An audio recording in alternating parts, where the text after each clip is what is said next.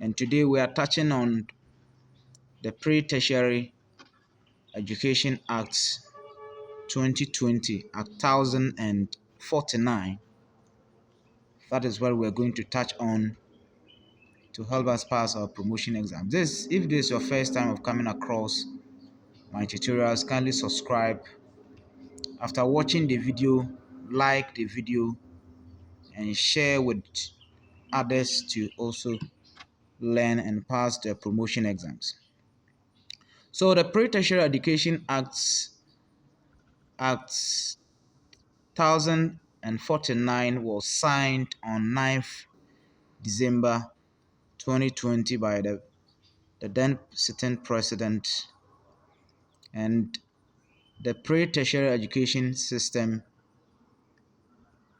provide with an educational system that is to produce an individual with a required knowledge, required skills, required values to become a functional and productive citizen for a national development, and to establish an education and technical and vocational education and training service to provide for relevant members in the society. So this pre-tertiary education aim was to give an educational system that is able to produce an individual with a required knowledge, required skills, required values to become functional and productive citizen for national development, and to establish an education system or education service and pre-tertiary education and training service to produce relevant members in the community. That is the Pre-Tertiary Education 2020 Act 1049 was signed on December 9th, the year 2020. Now let's look at the pre-tertiary education system and what it comprises with. The basic education comprises with 2-year kindergarten system, then we have 6 years of primary school, and 3 years of junior high school, and 3 years of secondary education in different forms, including technical and vocational training. So it comprises with 2 years of the KG, 2 years of the primary, 3 years of the junior high, and 3 years for the secondary, including vocational and technical training. Very important. Then it also brought in or added a free compulsory universal basic education that we have dealt with it some time ago. And the free compulsory universal basic education,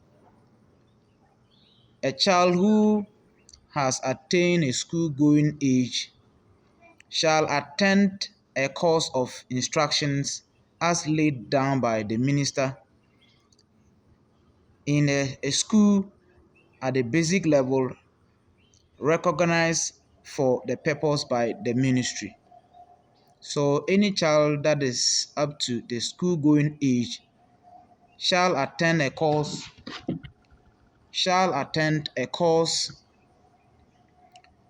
in a school laid down by the minister as being recognized by the Ministry of Education.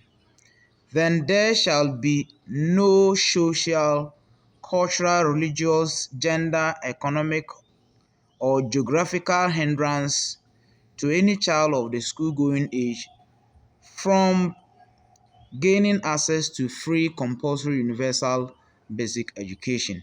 So there shall be no any other impediment or any other blockages or any other hindrance, any other challenge that will deny the child the access of free compulsory universal basic education as the child attains the school going age.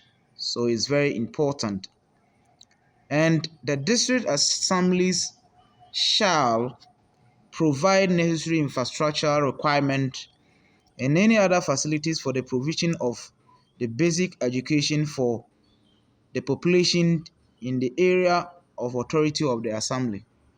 So this also brings the assembly in the production of or in helping learners gain access into the schools or to benefit from the education system in Ghana.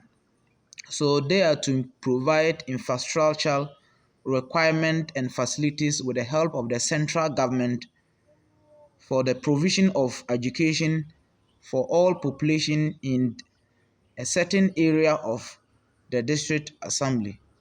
That is what the assembly has to do. Then it also included the free senior secondary education. The secondary education in different forms, including technical and vocational education, shall be free and accessible to all eligible candidates, those who have passed the BC exams, they are eligible to be part of this free secondary education. So it's very important that we get to know these things before we go and write the promotion exams.